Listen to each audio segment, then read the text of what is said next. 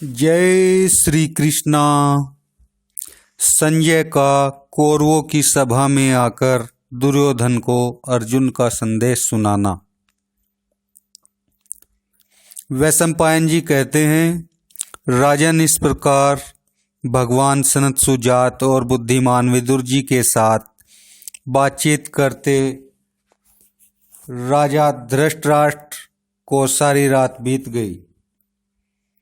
प्रातःकाल होते ही देश देशांतरों से आए हुए सब राजा लोग तथा भीष्म, द्रोण, कर्प, शल्य, कृतवर्मा, जयद्रथ, अश्वत्थामा, विकर्ण, सोमदत्त, ब्रह्मीक, विदुर और युयुत्सु ने महाराज धृतराष्ट्र के साथ तथा दुशासन, चित्रसेन, शकुनी, दुर्मुख, दुस्सह, कर्ण, उलूक और विविंशति के ने क्रूराय दुर्योधन के साथ सभा में प्रवेश किया।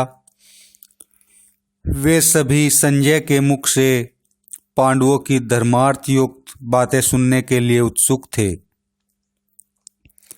सभा में पहुंचकर वे सब अपनी अपनी मर्यादा के अनुसार आसनों पर बैठ गए। इतने ही में द्वारपाल ने सूचना दी कि संजय सभा के द्वार पर आ गए हैं। संजय तुरंत ही रथ से उतरकर सभा में आए और कहने लगे, कौरवगण, मैं पांडवों के पास से आ रहा हूँ। उन्होंने आयु के अनुसार सभी कौरवों को यथायोग्य कहा। धृतराष्ट्र ने पूछा, संजय, मैं यह पूछता हूँ कि वहाँ सब राजाओं के बीच में दुरात्माओं को प्राण दंड देने वाले अर्जुन ने क्या कहा था? संजय ने कहा, राजन, वहाँ श्री कृष्ण के सामने महाराज युधिष्ठिर की सम्मति से महात्मा अर्जुन ने जो शब्द कहे हैं उन्हें कुरुराज दुर्योधन सुन ले। उन्होंने कहा है कि जो काल के गाल में जाने वाला मंदबुद्धि महामूढ़ सूतपुत्र सदा ही मुझसे युद्ध करने की डींग हाँकता रहता है, उस कटुभाषी दुरात्मा कर्ण को सुनाकर तथा जो राजा लोग पांडवों के साथ युद्ध करने के लिए बुलाए गए हैं उन्हें सुनाते हुए तुम मेरा संदेश इस प्रकार कहना,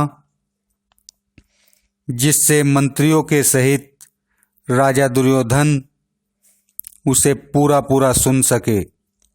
कंडीवधारी अर्जुन युद्ध के लिए उत्सुक जान पड़ता था। उसने आंखें लाल करके कहा है, यदि दुर्योधन महाराज युधिष्ठिर का राज्य छोड़ने के लिए तैयार नहीं है तो अवश्य ही धृतराष्ट्र के पुत्रों का कोई ऐसा पाप कर्म है जिसका फल उन्हें भोगना बाकी है। यदि दुर्योधन चाहता है कि कौरवों का भीम, अर्जुन, नकुल, सहदेव, श्री कृष्ण, सात्यकी, धृष्टद्युम्न, शिखंडी और अपने संकल्प मात्र से पृथ्वी एवं आकाश को भस्म कर सकने वाले महाराज युधिष्ठिर के साथ युद्ध हो तो ठीक है, इससे तो पांडवों का सारा मनोरथ पूर्ण हो जाएगा। पांडवों के हित की दृष्टि से आपको संधि करने की कोई आवश्यकता नहीं है। फिर तो युद्ध ही होने दे। महाराज युधिष्ठिर तो नम्रता, सरलता, तप, दम, धर्म रक्षा और बल, इन सभी गुणों से संपन्न है। वे बहुत दिनों से अनेक प्रकार के कष्ट उठाते रहने पर भी सत्य ही बोलते हैं तथा आप लोगों के कपट व्यवहारों को सहन करते रहते हैं। किंतु जिस समय वे अनेकों वर्षों से इकट्ठे हुए अपने क्रोध को कौरवों पर छोड़ेंगे, उस समय दुर्योधन को पछताना पड़ेगा। जिस समय दुर्योधन रथ में बैठे हुए गदाधारी भीमसेन को बड़े वेग से क्रोध रूप विष उगलते हुए देखेगा, उस समय उसे युद्ध करने के लिए अवश्य पश्चाताप होगा। जिस प्रकार फूस की झोंपड़ियों का गांव आग से जलकर खाक हो जाता है, वैसी ही दशा कौरवों की देखकर बिजली मारे हुए खेत के समान अपनी विशाल वाहिनी को नष्ट भ्रष्ट देखकर तथा भीमसेन की शस्त्राग्नि से झुलसकर कितने ही वीरों को धराशायी और कितनों ही को भय से भागते देखकर दुर्योधन को युद्ध छेड़ने के लिए जरूर पछताना पड़ेगा। जब विचित्र योद्धा नकुल युद्धस्थल में शत्रुओं के सिरों की ढेरी लगा देगा, जब लज्जाशील सत्यवादी और समस्त धर्मों का आचरण करने वाला फुर्तीला वीर सहदेव शत्रुओं का संहार करता हुआ शकुनी पर आक्रमण करेगा, और जब दुर्योधन द्रौपदी के महान धनुर्धर सूरवीर और रथ युद्ध विशारद पुत्रों को कौरवों पर झपटते देखेगा, तो उसे युद्ध ठानने के लिए अवश्य अनुताप होगा। अभिमन्यु तो साक्षात श्री कृष्ण के समान ही बली है। जिस समय वह अस्त्र शस्त्र से सुसज्जित होकर मेघों के समान बाण वर्षा करके शत्रुओं को संतप्त करेगा, उस समय दुर्योधन को रण रोकने के लिए अवश्य पछतावा होगा। जिस समय वृद्ध महारथी विराट और द्रुपद अपनी अपनी सेनाओं के सहित सुसज्जित होकर सेना सहित धृतराष्ट्र पुत्रों पर दृष्टि डालेंगे, उस समय दुर्योधन को पश्चाताप ही करना पड़ेगा।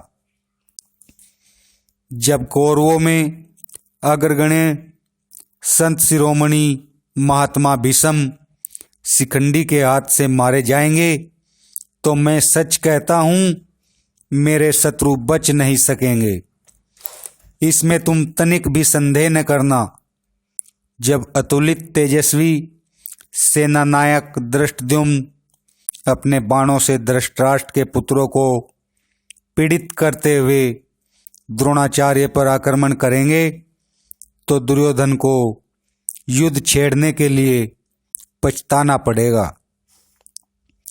सोमकवंश में श्रेष्ठ महाबली सात्यकी जिस सेना का नेता है, उसके वेग को शत्रु कभी सहन नहीं कर सकेंगे।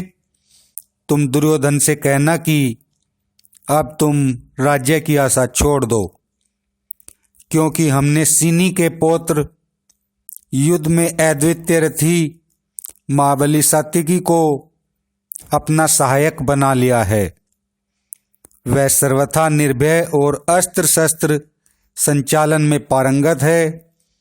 जिस समय दुर्योधन रथ में गांडीव धनुष, श्री कृष्ण और उनके दिव्य 5 जने शंख, घोड़े 2 अक्षय तुणीर, देवदत्त शंख और मुझको देखेगा, उस समय उसे युद्ध के लिए पछतावा ही होगा।